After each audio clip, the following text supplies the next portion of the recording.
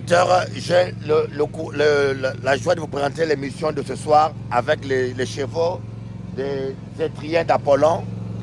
Voilà, tous les chevaux qui sont là. C'est en Guadeloupe. Voilà, il y a les femmes qui sont là, voilà, en camion. Donc si vous voulez passer un moment donné avec les enfants, habituer les enfants avec les chevaux, venez ici avec oui, Dario Solvar. Dario Solvar va vous accueillir, descendant digne de son père. Je vous présente Noé. L'arche de Noé est ici. Voici l'arche de Noé. Tu sais pas qui était coiffeur? On est à l'arche de Noé. J'étais coiffeur, j'étais tailleur. Mais c'est lui qui taille. T'as vu comment il taille? C'est lui qui taille. Oui, comment ça s'appelle ici? La crinière. Là? La crinière. La crinière. Non. Le centre équestre. Le centre équestre, voilà. Les étriers d'Apollon. Les étriers d'Apollon. Ah, les étriers d'Apollon, voilà comment... Le poney, vous avez des enfants, amenez-les. Vous avez des enfants. Aujourd'hui, je suis pas meilleur que lui. Il y a des poneys pour les enfants. Un niveau de réflexion, peut-être qui dépasse la réflexion. Et souvent, j'aurais un petit peu plus de temps pour qu'on puisse discuter, parler d'autres choses. Et les femmes n'ont pas compris ça aujourd'hui. Voilà. Et tu sais ce que... Elle va devenir jalouse de chevaux. Oui, et la femme va te dire après, ah ouais, toi tu connais quand tes chevaux. Ah, mais non. Tu me négliges. Mais non, c'est pas ça. C'est que les chevaux, c'est pas de ma faute. C'est ma mission. Amen, chacun sa mission. Chacun sa C'est mission. être complémentaire de la mission de l'autre. Ouais. Voilà, c'est ma mission sur Terre. C'est ma mission. mission. Je ne peux pas fuir face à ma mission. Comment il reste à Dario? Hein, qui sont au-dessus. Ouais. L'homme pense aussi.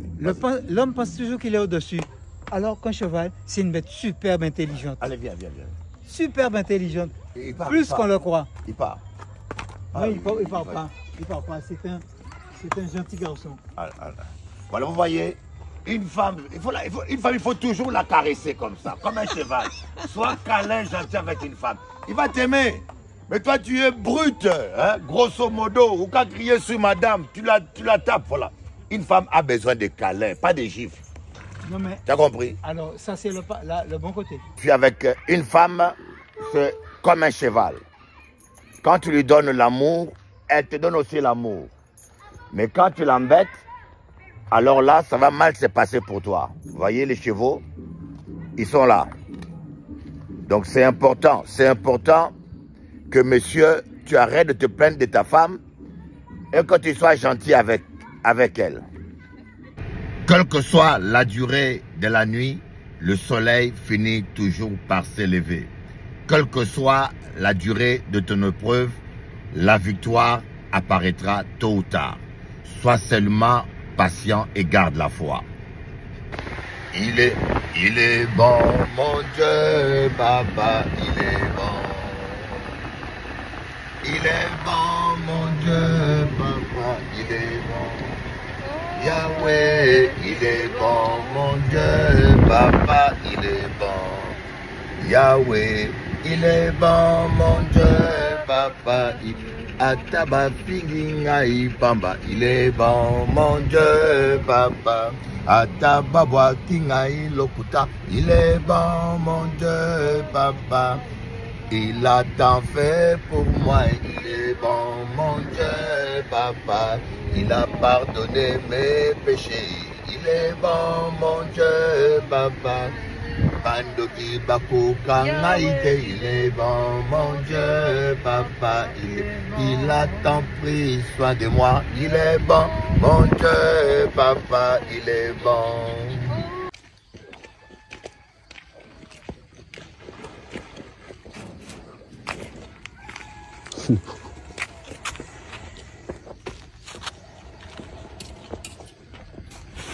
Yo. Monkey no identify stone as say we say we to me the stone no add in some money. No what is na glass no apai. Abusi monhwe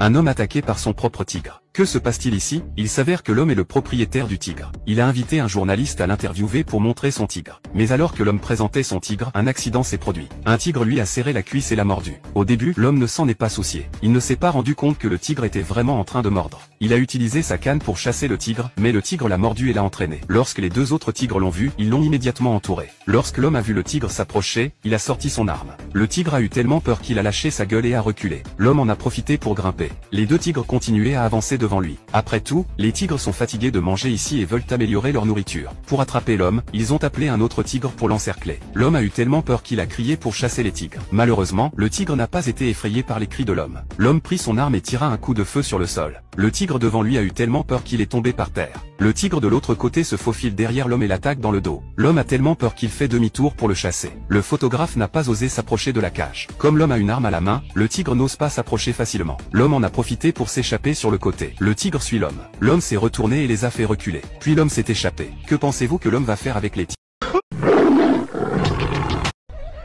Eh no, hindi na sila nakatakbo na to. Bilis ng pangyayari. Eh no, hindi na sila nakatakbo na to. Bilis ng pangyayari.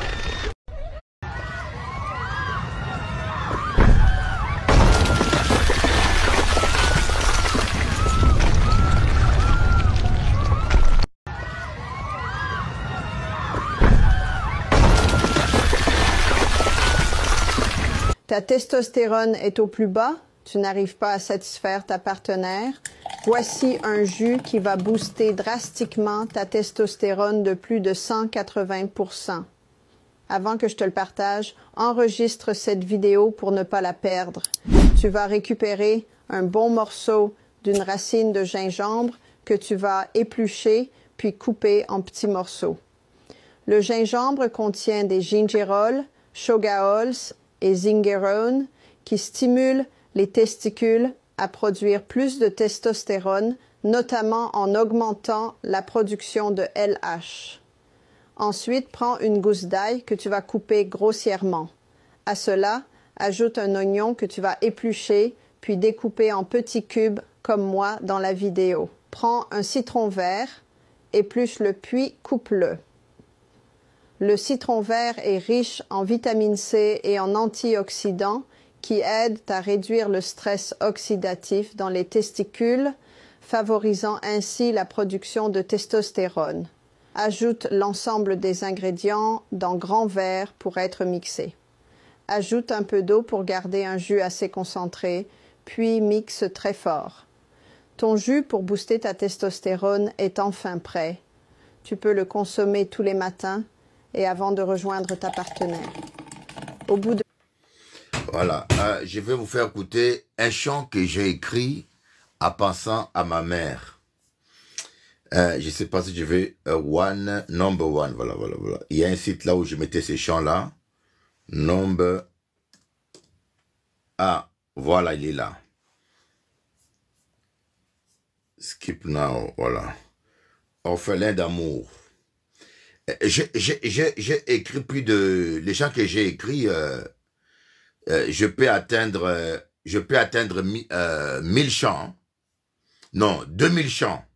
Écoutez ce morceau-là, chanté par Vanessa. Studio time. Tell me the truth, tell me the truth. Yeah. Je suis orphelin d'amour sans toi. Je vis sans amour quand tu n'es pas là. I am orphan in love without you. I live without love since you go away. Depuis que tu es parti loin de moi,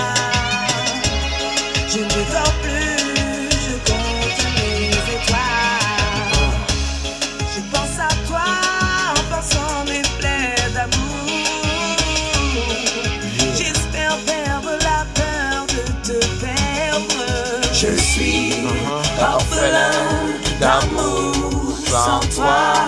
Je vis sans amour quand tu n'es pas là. I am orphan in love without you. I live without love since you go away. Every day without you's kinda complicated. I feel faded, baby, come back. I know you got stuff to do, I tell my own stuff, boo. Niggas don't understand this love, it's a new brand. Put it in my heart, yeah, I'll take it to the stars. Write your name on, yeah, like scars. No matter what the folks say, I'll show you love in 80 bars. Where you it's on, yeah. Loving you, my baby, I love. My sugar, I'm loving you. My mama, I'm loving you. My sugar, stay, stay with me, stay. Stay, baby, come on. Stay, stay with me, stay. Stay, baby, come on. Stay, stay with me, stay. Don't leave me alone.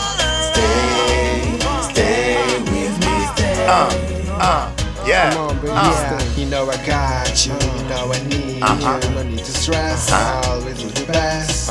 Just love me, I'll do the rest. Yeah, I love you to the fullest.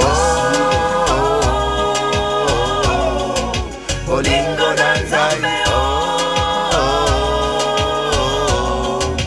zongelangai, bolingo danzai.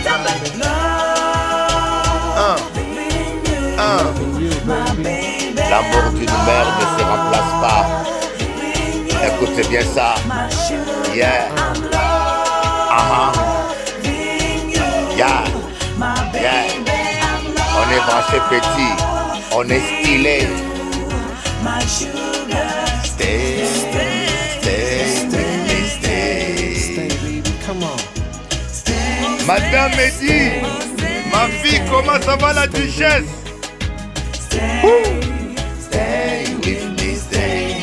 Une mère se respecte, ma fille, mon fils. Love with you.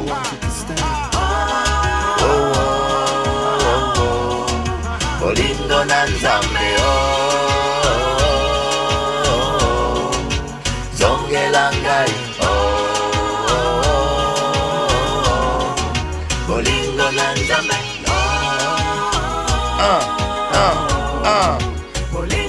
Bon Dieu aimez-vous, bon Dieu cherchez-vous. L'amour d'une mère se remplace pas.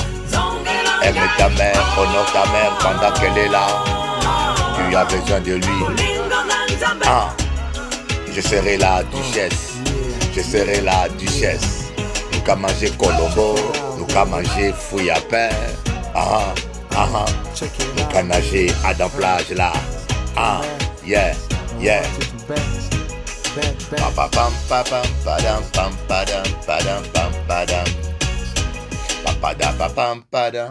Voilà. This is me. C'est un chant que j'ai écrit en pensant à ma mère. Et puis, j'ai mis Baby à la place de maman pour faire plaisir aux jeunes, pour toucher la jeunesse. Mais c'est un chant qui a été écrit et dédié à ma mère. Honore ton père et ta mère, afin que tu vives longtemps sur la terre et que tu sois heureux. Voyez, honore ton père et ta mère. Et j'aimerais dire à tous les chrétiens, honorez vos parents. Il n'y a pas pire péché qu'un enfant qui insulte son père ou sa mère. La vie est très courte. N'attends pas que ta mère ne soit pas là pour pleurer, verser des larmes et avoir de regrets. Comme je dis, aimons-nous vivants. Seigneur, pardonne-nous tout ce que nous avons pu faire qui n'a pas été à ta gloire. Pardonne-nous tout comportement, toute attitude qui ne t'a pas plu. en nous, Seigneur. Pardonne-nous, Jésus. Pardonne-nous toute méchanceté. Pardonne-nous. Et vous savez, des fois, nous sommes méchants. Je ne sais pas, mais moi, ça m'arrive de me rendre compte que j'ai eu une attitude méchante. Mais je tiens à vous dire devant Dieu, voyez, je suis quelqu'un qui craint Dieu. Quand je parle, je ne mens pas parce que le Saint-Esprit m'attend. Je n'ai jamais rien fait dans l'intention de faire du mal à quelqu'un depuis que je suis né. Je vous le dis devant Dieu, si je mens, que Dieu me juge. Je n'ai jamais rien fait dans ma vie consciemment dans le but de faire du mal à quelqu'un ou de me venger. Si je fais quelque chose, c'est pour me défendre. Pour défendre l'Église, pour défendre mes enfants. Et bien sûr, si tu veux agresser mon fils ou bien le tuer, j'utiliserai tous les moyens que Dieu m'a donnés pour protéger mon enfant. Vous voyez, c'est pas de la méchanceté ça. Je protège l'enfant que Dieu m'a donné. Tu comprends? Donc, c'est l'autodéfense, comme on dit, la légitime défense. La loi appelle ça légitime défense. Quand tu veux détruire l'église de Dieu et détruire les âmes, bien sûr, Bishop Eli utilisera tout ce qu'il peut utiliser pour défendre l'œuvre de Dieu et les brebis du Seigneur. Vous voyez, c'est pas de la méchanceté. Et parfois, on est obligé de faire des choses qui font mal à une personne pour sauver 100 personnes ou 1000 personnes. C'est comme ça, vous voyez. Mais faire quelque chose sciemment et consciemment, gratuitement ou par simple méchanceté à quelqu'un pour se venger, je vous le dis devant le Dieu créateur, je connais pas ça dans mon cœur. Parfois, j'ai mal de voir des gens s'imaginer ça de moi parfois. J'ai vu des gens, ça m'est arrivé, hein, d'avoir affaire à des gens qui s'imaginent que Bishop Eli fait ça pour me faire du mal. Et puis, des fois, les gens pensent que tout le monde est comme eux. Remarquez bien que les gens se voient, ils pensent que les gens les ressemblent.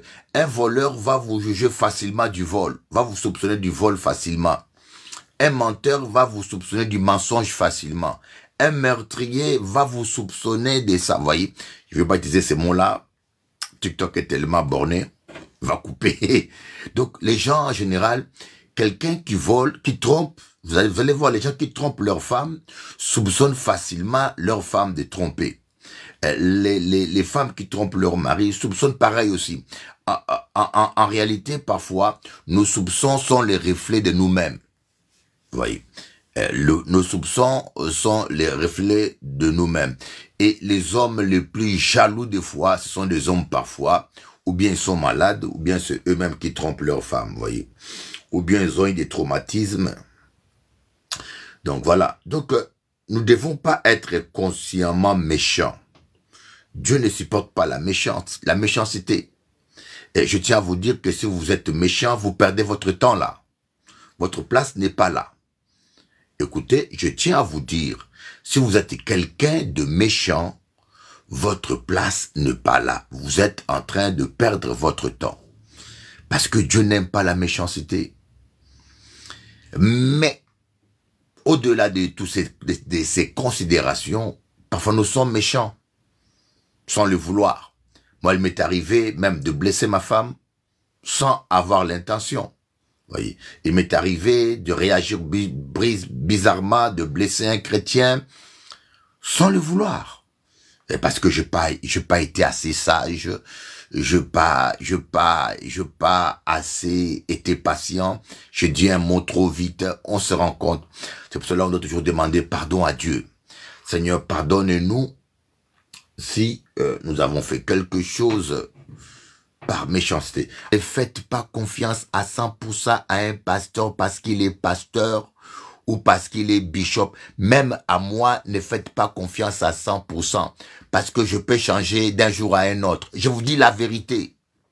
Même à moi, ne faites pas confiance. Faites seulement confiance à Dieu à 100%. Mais restez prudent. Restez prudent devant tout être humain. Je peux être avec vous là. écoutez, je peux être avec vous là, je suis sincère. Mais demain, je vais forniquer avec une sorcière. Il me communique, il m'initie par sa salive à la sorcellerie. Je ne suis plus la même personne. Je viens devant vous, je vous parle de Dieu, mais je deviens un agent du diable. Vous ne savez pas. Il n'y a que Jésus qui est le même hier, aujourd'hui, éternellement. Une fille que tu as connue à 20 ans, aujourd'hui, c'est pas la même fille. Un homme que tu as connu, qui était gentil à l'école ou machin, je le connais, mais 10 ans après, tu sais plus qu'est-ce qu'il est devenu. Soyez prudents sur terre. Même les enfants, même les parents. On a vu des parents sacrifier des enfants. Je sais de quoi je vous parle. J'ai vu des maris sacrifier leurs femmes. J'ai vu des femmes sacrifier leurs maris. J'ai tout vu sur terre. Je vous dis, il n'y a que Dieu seul qui ne vous décevra pas. Il n'y a que toi, Seigneur, il n'y a que toi. Il n'y a que toi, Seigneur, il n'y a que toi. Il n'y a que toi. Papa, il n'y a que toi. Il n'y a que toi. Seigneur, il n'y a que toi. Je n'ai que toi. Seigneur, je n'ai que toi. Je n'ai que toi, Seigneur, je n'ai que toi, Alléluia, je n'ai que toi, Seigneur, je n'ai que toi, Papa, je n'ai que toi, Seigneur, je n'ai que toi, il n'y a que toi, Seigneur, il n'y a que toi, il n'y a que toi, Seigneur, il n'y a que toi. Mais la charité du plus grand nombre se refroidira. C'est ce que dit la parole de Dieu. La charité du plus grand nombre se refroidira. Autrement dit, la méchanceté du plus grand nombre progressera. Bien-aimés, on vit dans un monde de plus en plus méchant, dans un monde cruel. Je vous ai parlé de l'histoire de cette femme mexicaine aux États-Unis qui a fait tuer son mari américain. Ce pauvre monsieur avait son entreprise, il travaillait à la maison, il était dessinateur, je pense, et il est tombé sur une Mexicaine sans papier. La compassion, l'amour, il s'est marié avec, il lui a donné des papiers. Oh, le monsieur était honnête, il a dit, chérie, si tu ne travailles pas beaucoup, je dois garantir ta sécurité dans le cas où un problème arrive. Le monsieur est allé payer une assurance vie chère d'une valeur de 1 million de dollars en disant à sa femme, chérie, tu sais, si je meurs par accident, mon assurance te donnera 1 million de dollars. Le monsieur a signé son arrêt de mort. Chérie. Alors, je disais que je peux encore comprendre que les païens soient méchants. Mais que les chrétiens soient méchants, ça, je ne peux pas comprendre. Non, je ne peux pas comprendre.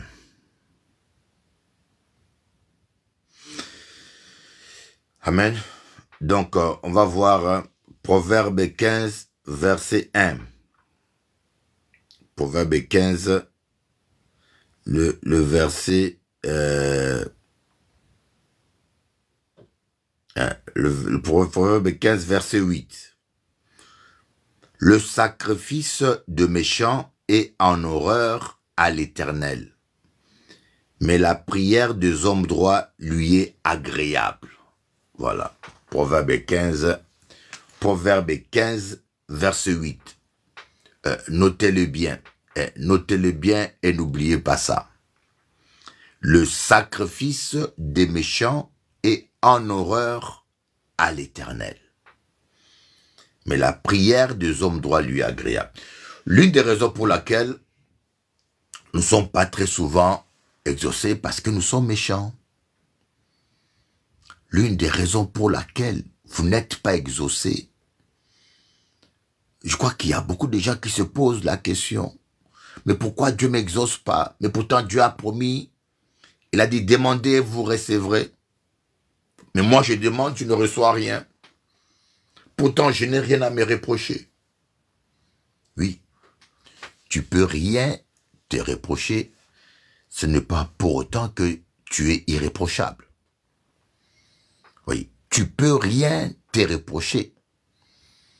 Sincèrement, tu vois aucun mal en toi, mais ce n'est pas pour autant que tu es irréprochable. D'ailleurs, c'est la raison pour laquelle David disait, Seigneur, sonde mon cœur et sonde mes reins. Pourquoi David demanda à l'Éternel de sonder son corps, son cœur et ses reins? Parce que David savait que l'introspection n'est pas toujours fiable. Tu peux t'examiner toi-même, mais il y a des choses qui t'échappent. Par exemple, la méchanceté. On peut être méchant inconsciemment. On peut être méchant même sans se rendre compte. Voyez, moi j'ai vu des gens qui se reprochent rien, mais la jalousie, envier quelqu'un, c'est de la méchanceté, mes amis. Quand tu envies quelqu'un, c'est de la méchanceté. Quand tu jalouses quelqu'un, c'est de la méchanceté. Quand tu es en compétition avec quelqu'un, c'est de la méchanceté. Quand tu trahis quelqu'un, c'est de la méchanceté. Voyez, quand tu parles mal de quelqu'un, c'est de la méchanceté. Et beaucoup de choses que nous faisons relèvent de la méchanceté. Et prenez au sérieux ce que je vous dis là. Le sacrifice du méchant est en horreur à l'Éternel. Proverbe 15, verset 8. C'est un verset que vous devez retenir dans votre coco. Partout où vous allez, les sacrifices du méchant est en horreur à l'Éternel. Mais combien de fois nous sommes méchants?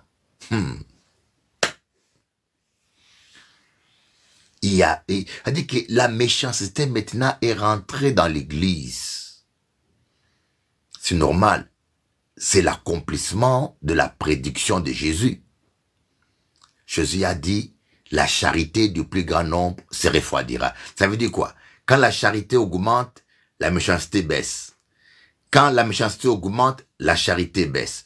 Si je vais conjuguer ce verset, je dirais autrement, la méchanceté du plus grand nombre croîtra. La charité du plus grand nombre se refroidira. La méchanceté du plus grand nombre croîtra. Oui.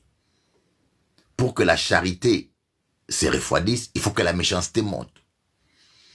Et des fois, je suis étonné de voir les gens dire « Ah, il n'y a pas l'amour dans les églises. » Mais de quoi tu te plains? De quoi tu te plains? Tu ne sais pas que Jésus a prédit ça. Jésus a prédit ça. Voyez, moi j'ai vu, je ne tairai pas son nom, hein. Je ne tairai pas son nom. Je ne vais pas trop citer les noms, vous voyez.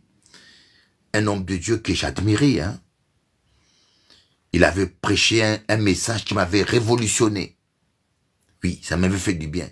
Mais j'ai vu une vidéo, parce que maintenant avec les réseaux, tout passe. Ce monsieur en pleine réunion, un chrétien veut aller aux toilettes. Un chrétien veut s'élever pour aller aux toilettes.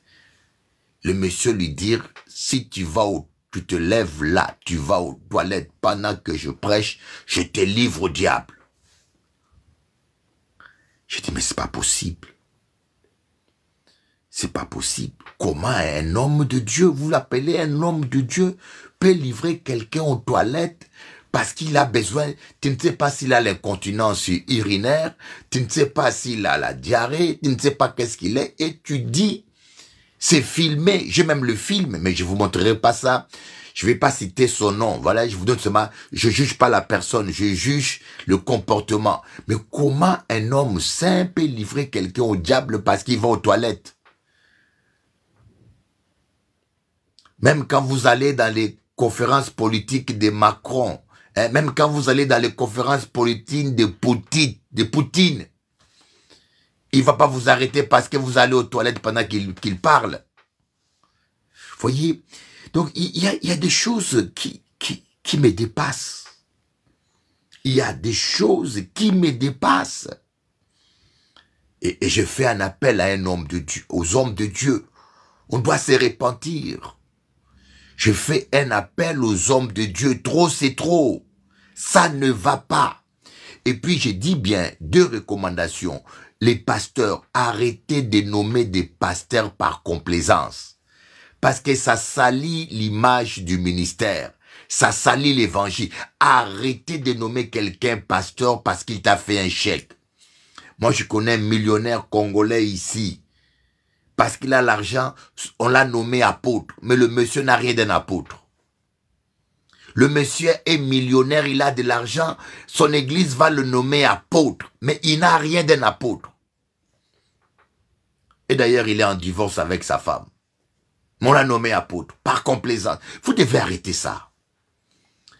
Et ça, c'est surtout spécialité, c'est l'Afrique francophone. Moi, vous savez, je ne mâche pas mes mots. C'est vous, Afrique francophone, champion en scandale, champion en stupidité, champion en bêtise. Afrique francophone. Vous allez voir rarement les anglophones. Des fois, ils sont là, mais rarement. Mais vous, est-ce que la franc-maçonnerie française commence à avoir des effets sur vous? C'est la franc-maçonnerie française qui domine le monde évangélique francophone. Et la plupart de vos pasteurs là sont des francs-maçons. Ce sont des francs-maçons. Remarquez, tout ce qui est scandale, c'est l'Afrique francophone. Il n'y a pas autant... il y en a un peu aussi dans le monde anglophone. Mais nous, Afrique francophone, c'est champion. Vous devez arrêter de nommer les gens pasteurs. Les pasteurs, tous les pasteurs nomment leurs femmes pasteurs. Je vous dis bien, c'est systématique maintenant.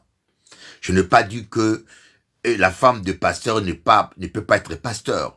Mais je vous dis que c'est systémique et systématique. Voilà. Comment découvrir les faux pasteurs? Tu m'as posé une bonne question, mon frère. Comment les découvrir? C'est très facile. La première chose, écoutez-moi bien. L'orgueil. L'orgueil, on dit, jeune homme, soyez soumis aux anciens, car Dieu résiste aux orgueilleux et il fait grâce aux humbles. Jeunes, soyez soumis, on va voir ce verset. Bon, c'est pas le sujet, hein. On va retourner dans notre sujet. Mais comme le frère m'a posé une question,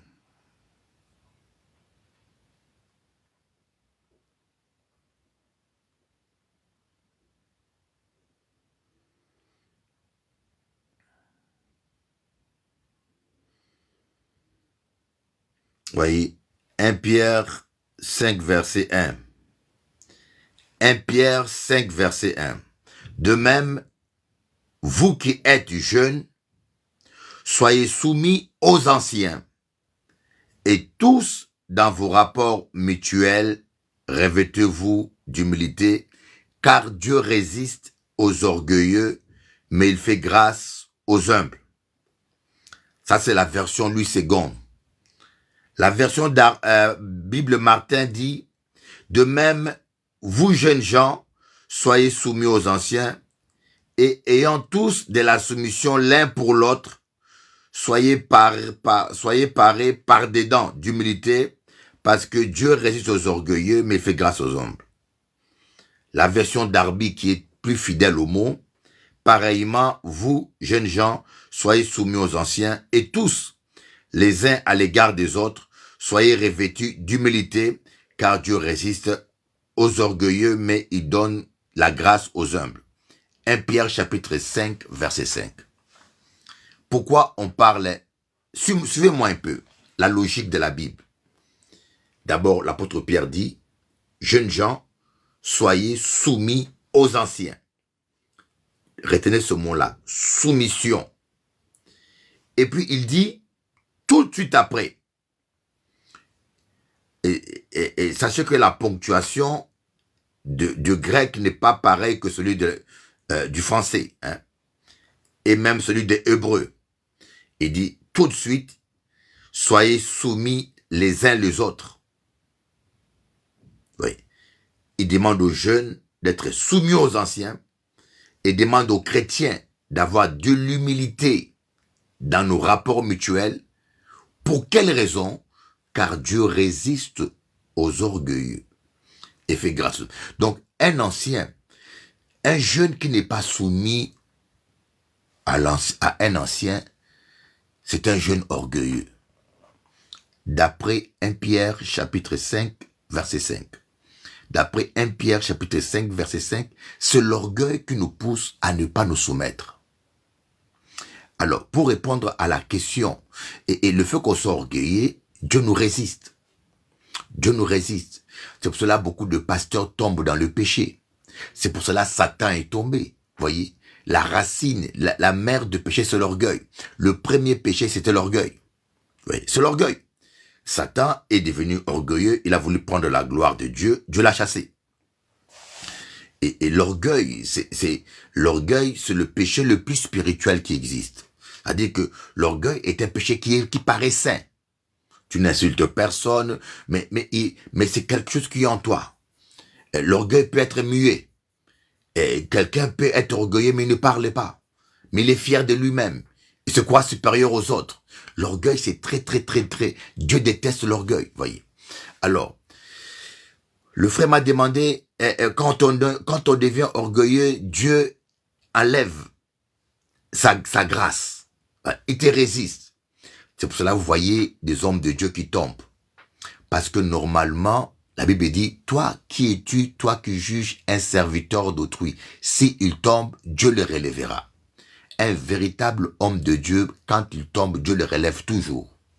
Mais quand vous voyez un homme de Dieu tomber, ne pas se relever, c'est que Dieu l'a livré à son péché à cause de son orgueil. Amen. L'orgueil est détestable, désagréable devant Dieu. Alléluia. Bon, maintenant, vous allez remarquer que tous les pasteurs, les faux pasteurs sont des orgueilleux. Tous les faux pasteurs ne sont soumis à aucun apôtre. Quand vous voyez un pasteur qui n'est pas soumis à un apôtre, c'est un orgueilleux. Et d'ailleurs, certains parmi eux-mêmes s'autoproclament apôtres. Comme ils savent qu'ils sont soumis à aucun apôtre, ils se disent en devenant un apôtre, on ne pourra pas me les reprocher, et ils s'autoproclament apôtres. Voyez. Mais même quand on est apôtre, on doit être sous une autorité. Voyez, la femme et les enfants sont sous notre autorité. La femme est sous l'autorité de l'homme. L'homme est sous l'autorité de Christ. Christ est sous l'autorité du Père. Voyez. Quand tout lui sera soumis, il sera soumis lui-même au Père. Vous voyez, tout ce que Dieu a créé, tout ce qui respecte l'ordre est sous l'autorité. Quand vous voyez des pasteurs gourous, moi j'appelle des pasteurs gourous, chefs, il n'a de compte à rendre à personne. Il est chef, c'est foutu. Sachez que c'est un faux pasteur. Vous voyez, je suis allé en Colombie, j'étais appelé à enseigner dans une église, oui, dans une réunion de pasteurs. Il y avait beaucoup de pasteurs. Dans cette réunion-là, il y avait un pasteur qui avait 30 000 membres. En Colombie, les églises vont de 10 000, 15 000, 20 000, 30 000. Une église de 5 000 membres, c'est une église moyenne à Bogota. Mais ce pasteur avait une église de 30 000 membres. Imaginez-vous, 30 000 membres. Et on m'a dit qu'il sera à La Réunion. J'étais très excité pour le connaître. À l'époque, il y a 20 ans, 15 ans, j'ai rêvé de prêcher devant 30 000 membres. Une église comme ça, tout le monde voudra prêcher au moins une fois. Alors, quand la réunion a commencé, j'ai dit, mais où est ce pasteur? On m'a dit, il est assis là-bas au fond. Il était assis au fond, dans une grande salle quelconque. J'étais choqué. Et je me suis imaginé tous ces pasteurs francophones qui pratiquent le tribalisme, qui ont fondé une tribu, qui se fréquentent seulement entre eux, parce qu'ils se croient grands. Il a même pas 3000 membres, il a à peine 4000 membres, il a à peine un grand local, il a à peine ceci. Ils ont la grosse tête et puis ils fréquentent pas les petits pasteurs parce que pour eux, être grand, c'est avoir 10 000 membres, 3000 membres. Là, tu es une autre catégorie. Mais qu'est-ce que tu as à faire avec un frère pasteur qui a 20 personnes? C'est un minable. C'est ça l'orgueil. Mais Jésus avait 12 disciples, hein. Jésus avait 12 disciples. Vous, ces pasteurs-là, qui fréquentez les gens, d'après le rayonnement de son ministère, Jésus aurait été aujourd'hui là, vous l'aurez même pas reçu, vous l'aurez même pas fréquenté. Vous devez marcher par l'esprit et non par la chair, voyez. Donc, quand vous voyez ce pasteur-là, 30 000 membres, il a même un hélicoptère. Croyez-moi, il faisait partie des assemblées de Dieu. Il était soumis. Il faisait partie d'une fédération, il était soumis. Et moi, ça m'a interpellé. Je dis, mais voilà l'humilité. L'humilité précède la gloire. Le monsieur n'a rien à gagner. Au contraire. Vous savez, les fédérations, les églises donnent 10% ou 5%. Les églises donnent la dîme aux fédérations. Imaginez-vous l'argent que ce pasteur-là donné.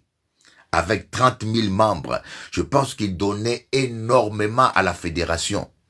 Mais ça ne le gênait pas. Il cherchait pas la première place. Il était humble. Je vous dis, j'ai été interpellé.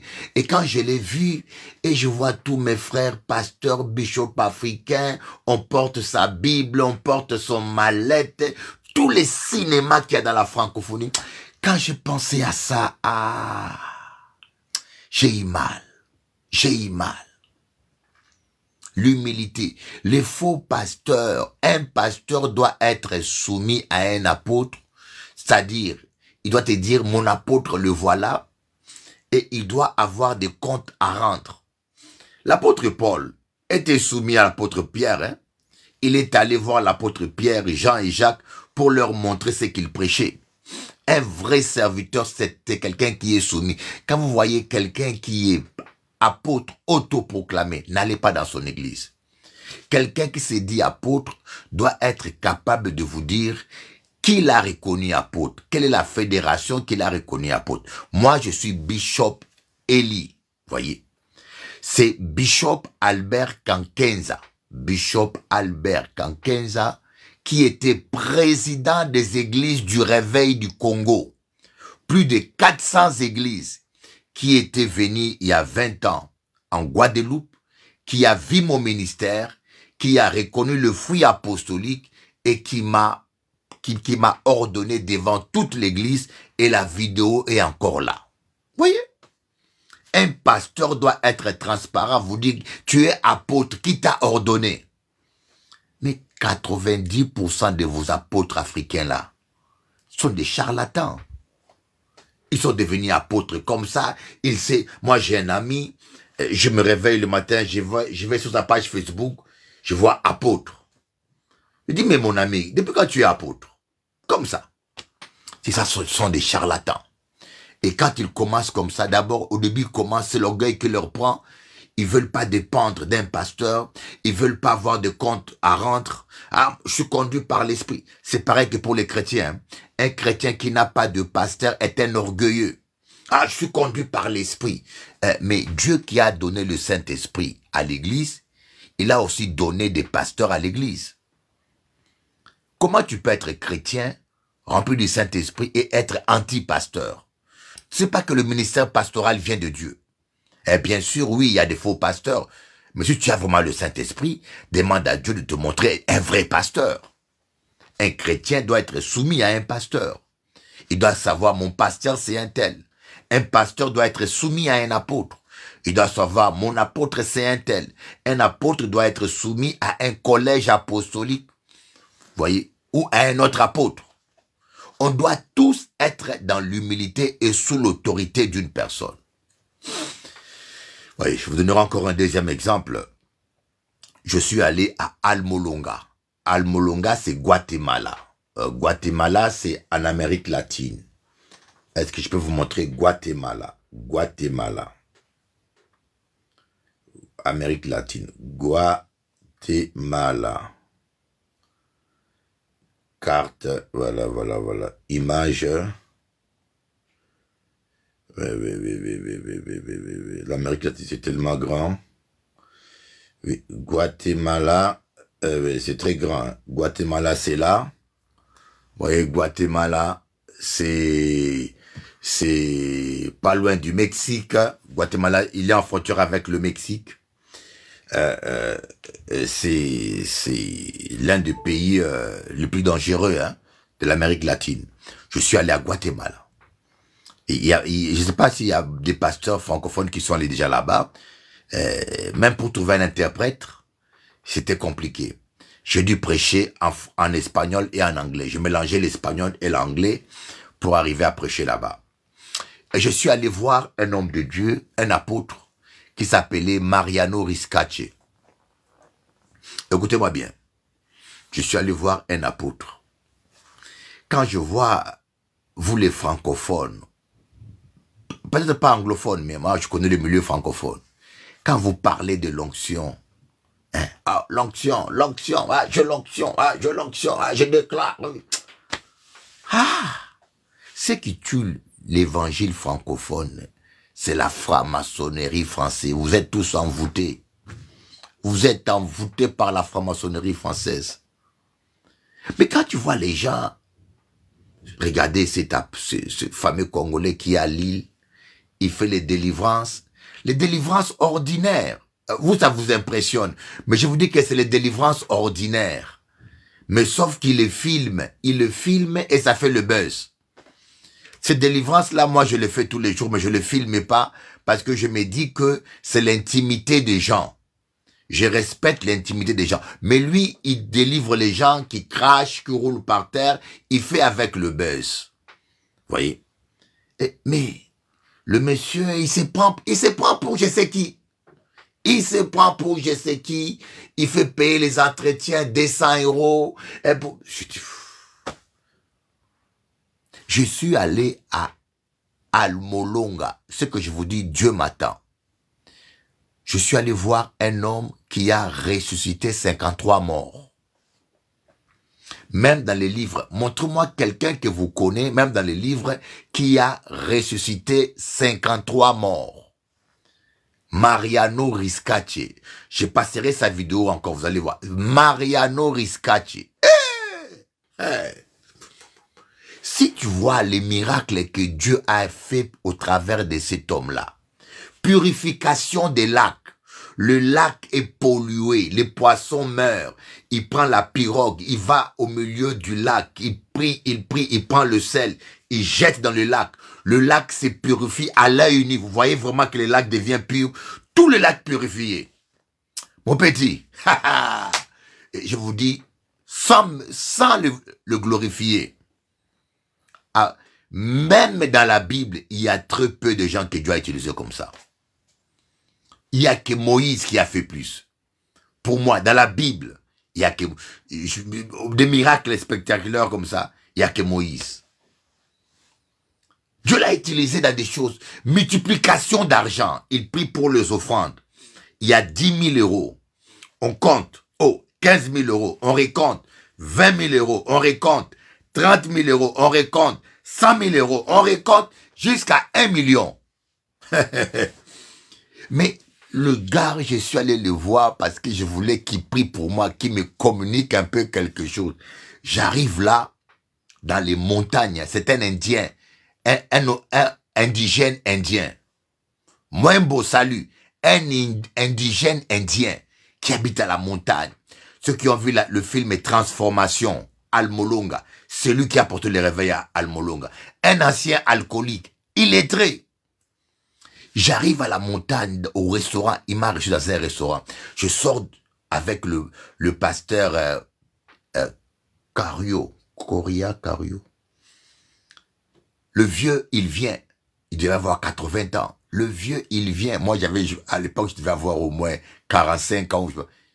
Il prend mon sac. Le vieux, c'est un papa pour moi. Il vient, il prend mon sac. Moi, je dis non, non, non, non, non, merci, merci. Il me dit, mon fils, je veux être béni. Mon fils, je veux être béni. J'ai dit, mais quelle bénédiction je veux lui donner?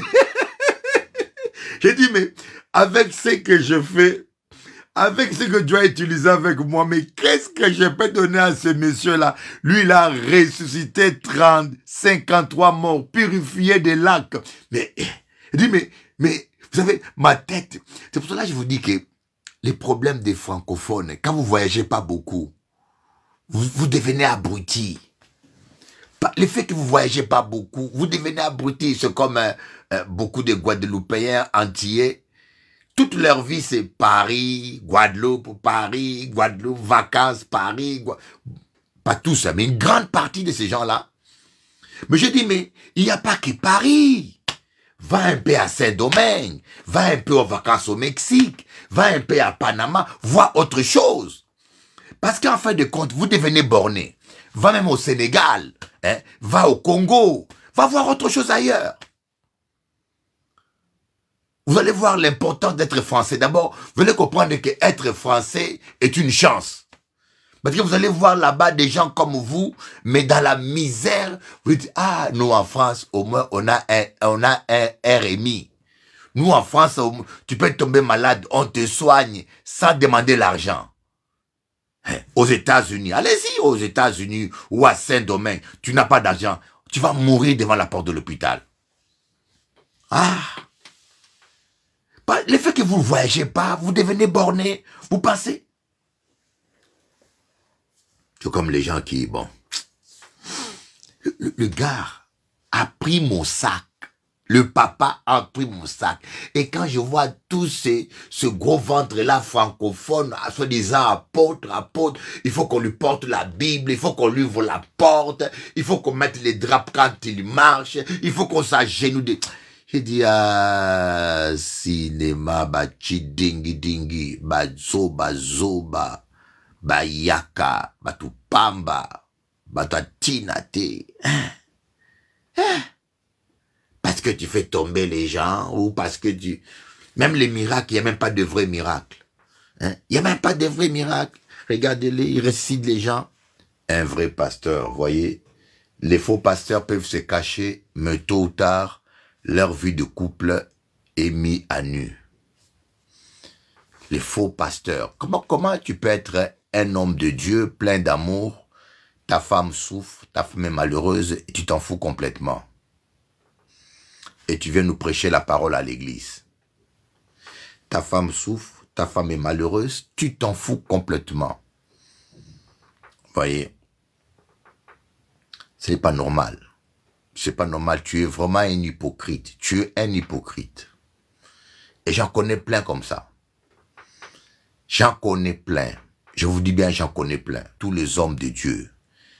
Il faut arrêter d'être des bandits à la maison et des saints à la chair. Il faut vous humilier. Il faut vous humilier et vous repentir. Amen.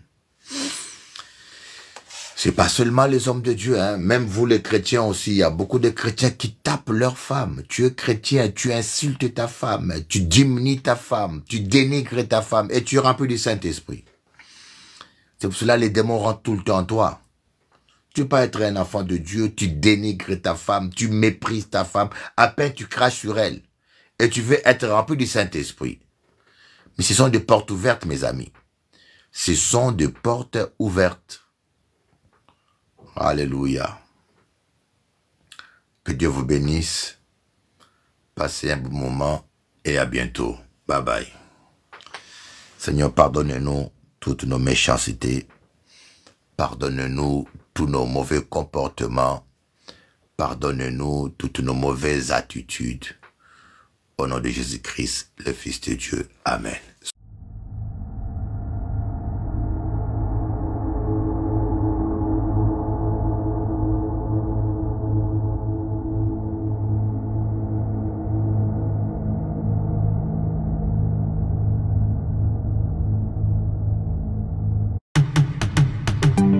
Car Dieu a tant aimé le monde qu'il a donné son Fils unique Jésus-Christ, afin que quiconque croit en lui ne périsse point, mais qu'il ait la vie éternelle. Tout est vanité, des vanités sous le soleil. Donne ton cœur à Jésus, mon ami. Jésus t'aime, Jésus t'aime, Jésus t'aime, tu le sais. Jésus t'aime, Jésus t'aime plus que tu le penses. Jesus love you, Jesus love you more than you know. Jesus love you, Jesus love you more than you can think. Oh, oh, oh, oh, oh. Mama, piamo te manayo na kolo.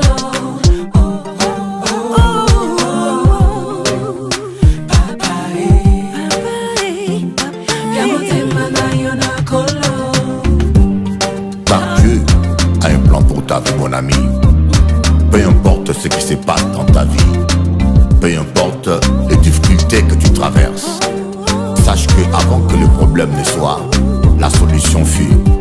Dieu a un plan de paix et de bonheur pour toi. Jésus t'aime, Jésus t'aime plus que tu le sais. Jésus t'aime, Jésus t'aime plus que tu le penses. Jesus love you, Jesus love you more than you know. Jesus love you, Jesus love you more than you can think. Oh, oh, oh, oh. Mama, piamo te manayo na kolo. Oh, oh, oh, oh. Papa,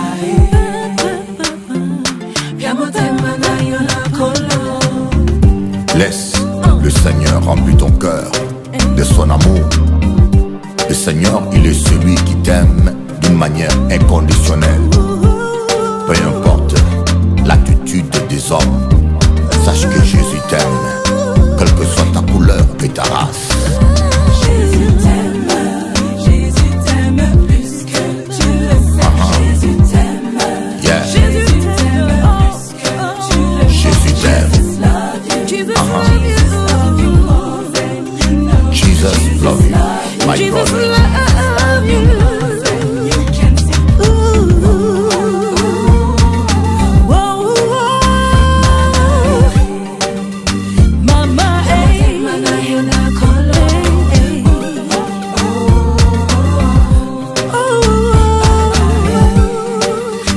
Papa, manayo na kolo. Yokamakambo, les jaloux sont déjà de loups enragés. Toute arme forgée contre toi, c'est sans effet. Peu importe ce que les gens disent, le plus important c'est que Jésus t'aime et que tu as de la valeur pour lui.